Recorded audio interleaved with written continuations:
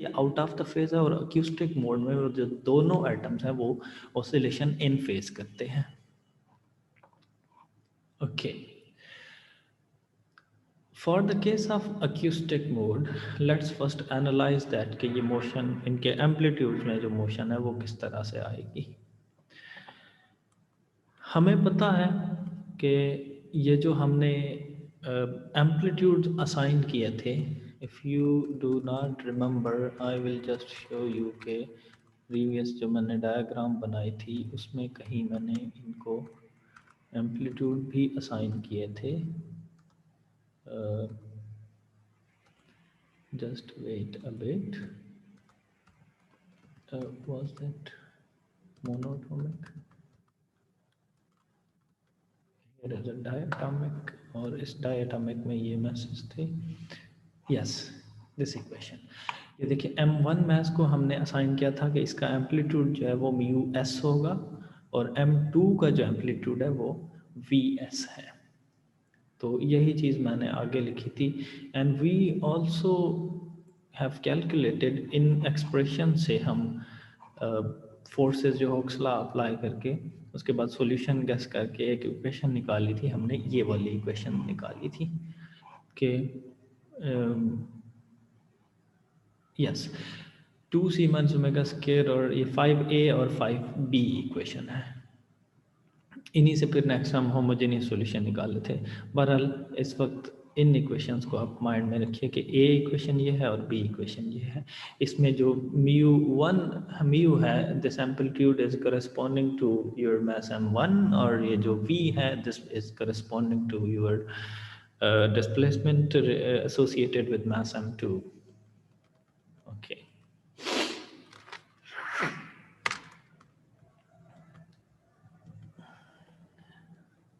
fine. So ये m1 is the amplitude associated, u is the amplitude associated with mu m1, and nu या v is the amplitude associated with m2। ये वही equation 5a मैंने दोबारा लिखी है, 2c minus omega minus square, क्योंकि हम अक्यूस्टिक मोड को एनालाइज कर रहे हैं तो ये ओमेगा जो 5 इक्वेशन में वो माइनस वाला हो जाएगा।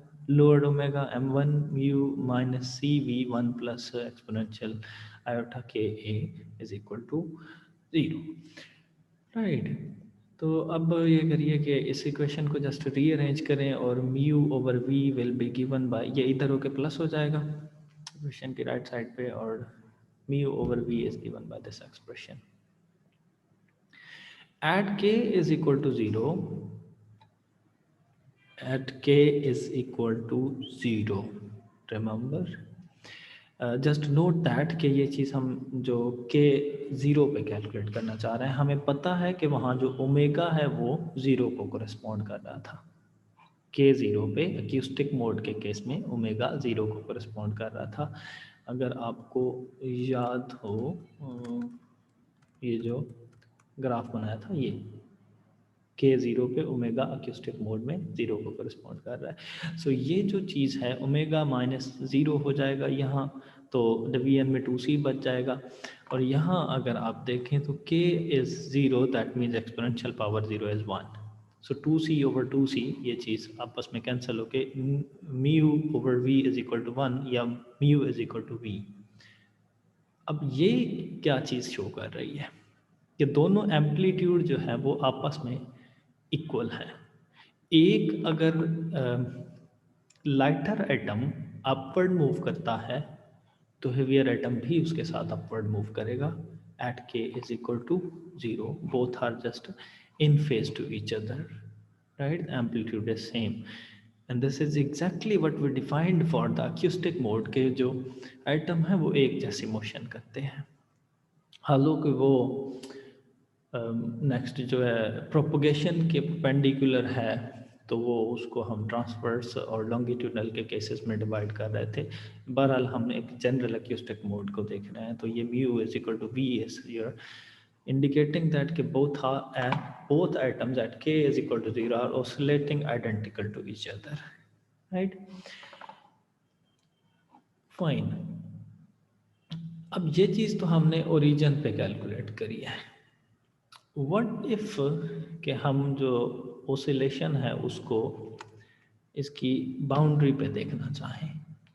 ये k is equal to zero वाली बाय द वे मैंने शो भी करवाई कि k is equal to zero पे म्यू अगर अपवर्ड मूव कर रहा है तो न्यू भी अपवर्ड ही मूव करेगा, अगर ये डाउन है तो ये भी डाउन ही मूव करेगा। अब बाउंड्री पे क्या है, बाउंड्री पे हमें पता है कि जो उसकी फ्रीक्वेंसी है या ओमेगा है वो मैक्सिमम है in case of acoustic mode. Boundary पे ये चीज़ यहाँ पे मैक्सिमम है। तो 5b इक्वेशन में अगर आप देखें ये omega minus square v minus ये 5b इक्वेशन है। 5a से पहले सॉल्व किया, 5b अब लिखिए।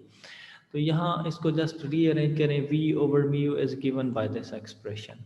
हम बाउंड्री पे एनालाइज कर रहे हैं तो इसका मतलब है कि के ए को हम पाई पे या k is equal to pi by a पे फर्स्ट ब्रिलियन जोन की बाउंड्री को उस वहाँ पे फ्रीक्वेंसी को देखना चाह रहे हैं या वहाँ एम्पलीट्यूड्स को देखना चाह रहे हैं। उसके करस्पॉन्डिंगली फ्रीक्वेंसी हम ऑलरेडी निकाल चुके हैं, ये फ्रीक्वेंसी थी मैक्सिमम फ्रीक्वेंसी। क्योंकि यहाँ जो के ए है ये पाई है तो यहाँ पे आप एक्सपोनेंशियल की पावर में अगर के ए को प्लग करते हैं तो ए से ए कैंसिल हो जाएगा, तो एक्सपोनेंशियल आयोटा पाई हो जाएगा और ये exponential iota pi is -1। Cosine of pi is -1, sine pi 0 हो जाएगा। इस एक्सपोनेंशियल को cosine pi sorry exponential iota pi is equal to cosine of pi plus iota sine of pi. तो साइन 0 हो जाएगा, कोसाइन वाला -1 होगा, 1 -1 0 हो जाएगा। दैट मीन कि v over u is given bye 0 या फिर v इज इक्वल टू 0। अब v 0 है लेकिन u 0 नहीं है। ये इक्वेशन कहीं नहीं बता रही कि u 0 है या नहीं है, ये हमें सिर्फ ये बता रही है कि यहाँ से v 0 है। अगर v 0 है तो इसका मतलब ये है कि बाउंड्री के ऊपर जो लाइटर एटम है वो रेस्ट में है, लाइटर एटम रेस्ट में है, लेकिन जो हेवियर एटम है उसके बारे में यहाँ कोई इन्फॉर्मेशन नहीं है कि वो किधर मूव कर रहा है या नहीं कर रहा। ओके इसी तरह ऑप्टिकल मोड को अगर देखें तो eight k is equal to 0 हमें पता है कि अगर 0 लिया जाए इस केस में तो हमारे पास जो फ्रीक्वेंसी है वो मैक्सिमम है यहाँ पे। सो फ्रीक्वेंसी मैक्सिमम आप के 0 को देखते हुए प्लग करिए। 5a में के हम अगर 0 प्लग करते हैं तो ये 1 हो जाएगा, 1 + 1 2 और ये -2cv और यहाँ पे ओमेगा हम ऑलरेडी ग्राफ से भी देख चुके हैं कि के 0 पे ओमेगा मैक्सिमम है तो ओमेगा मैक्सिमम की ये वाली वैल्यू जो है ये यहाँ पे प्लग करते हैं ओमेगा मैक्सिमम स्क्वायर को। m1 से एक m1 कैंसिल हो जाएगा, इसको सिंप्लीफाई करें, आप सिंप्लीफाई करेंगे तो ये इक्वेशन निकल आएगी कि mu over v is equal to -m2 over m1। mu over v is equal to -m2 over m1। what this is indicating, यहाँ जो m1 है वो और m2 दोनों मूव कर रहे हैं। हाँ अलबत्ता जो मोशन है वो एक दूसरे के अपोजिट है, ये नेगेटिव का साइन इंडिकेट कर रहा है कि m1 m2 के अपोजिट मोशन कर रहा है at k is equal to 0। So ये k इज इक्वल टू 0 को देखें तो ये m1 और m2, m1 अगर यहाँ आया है तो m2 जो है वो डाउन है और ये m2 अगर आपका है तो m1 डाउन है। So this is your optical mode. इस ऑप्टिकल मोड में ये मोशन एक दूसरे के अपोजिट है। अब के 0 पे तो हमने देख लिया है कि मैक्सिमम जो फ्रीक्वेंसी है उसके साथ तो ये ओसिलेशन हो रही है। What about minimum frequency oscillation, I mean to say तो कि वो बाउंड्री पे किस तरह की ओसिलेशन है। बाउंड्री पे हमें ये पता है कि जो बाउंड्री है उस पर इसकी फ्रीक्वेंसी मिनिमम है, जो कि हम ऑलरेडी कैलकुलेट भी कर चुके हैं यहाँ पे for the case of optical mode. Yes ये मिनिमम है। ये इसको अब आप 5b में प्लग करें या 5a किसी भी इक्वेशन में आप प्लग करके देख लीजिए तो वहाँ से ये वही चीज़ है जो म्यू ओवर वी मैंने सिंप्लीफाई करके यहाँ मेरे ख्याल से इसको सिंप्लीफाई किया था, ये चीज़ आई हुई है यहाँ माइनस है क्योंकि ये अक्यूस्टिक के लिए कैलकुलेट कर रहे थे, अगर ऑप्टिकल किया तो ये प्लस की हो जाएगी और मिनिमम हम कैलकुलेट करना चाह रहे हैं। इसको अगर प्लग करें आप यहाँ पे, क्योंकि हम जो कैलकुलेशन कर रहे हैं उसमें ये बाउंड्री पे है k is equal to pi by a, तो यहाँ पाई बाई ए प्लग करिए तो एक्सपोनेंशियल पावर पाई इज -1 से -1 कैंसिल हो जाएगा, mu over v is equal to 0 या फिर म्यू इज इक्वल टू 0। अब ये म्यू m1 के साथ एसोसिएटेड था इफ़ यू रिमेंबर, तो इसका ये मतलब है कि बाउंड्री के ऊपर जो एटम m1 है, हेवियर एटम है, वो नहीं मूव कर रहा, राइट।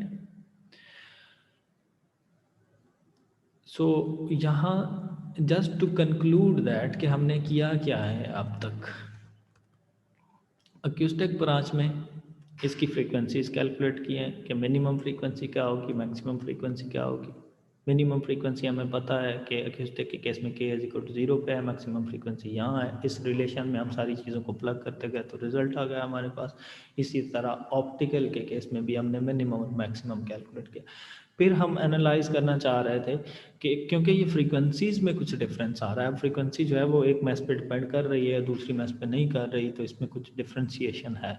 उसके लिए फिर हमने ये देखा कि उनके देखना, इसको एनालाइज करने के लिए हमने उनके एम्पलीट्यूड्स की तरफ मोशन एम्पलीट्यूड को एनालाइज किया। एम्पलीट्यूड कैलकुलेट करने के लिए हमने यहाँ भी एम्पलीट्यूड को देखा, यहाँ ऑप्टिकल के लिए, ये अक्यूस्टिक के लिए और यहाँ अक्यूस्टिक के लिए। यहाँ पे जो हमने अक्यूस्टिक का केस निकाला है उसमें रिज़ल्ट ये निकला कि जो दोनों मैसेज हैं वो सेम तरह से वाइब्रेट करते हैं, और जो ऑप्टिकल है उसके केस में दोनों जो है वो सेम तरह से ऑसिलेट नहीं कर रहे हैं, opposite out of phase motion करते हैं। अब ये एक चीज़ नोट करने वाली है यहाँ पे कि ऑप्टिकल और अक्यूस्टिक जो मोड हैं उनके दरमियान कुछ फॉरबिडन फ्रीक्वेंसीज़ हैं। ये फॉरबिडन फ्रीक्वेंसीज़ क्यों हैं, किस तरह से आई हैं, ये हमारा फिर जो नेक्स्ट लेक्चर है उसका टास्क होगा, जिसमें हम क्वांटाइजेशन करेंगे थर्मल वाइब्रेशंस की और क्वांटाइज करके इससे फोनॉन्स निकालेंगे। आपके ज़िम्मे एक चीज़ है जो आपने ख़ुद से देखनी है, वो क्वांटम मैकेनिक्स में आपने हार्मोनिक ऑसिलेटर को कैसे क्वांटाइज किया था, वो चीज़ आपने नेक्स्ट लेक्चर से पहले देख के आनी है। If you have any question as usual आप पूछ सकते हैं कमेंट सेक्शन में, और आई होप कि आपको कुछ तो समझ आ ही गया होगा। Thank you very much, thank you for your attention.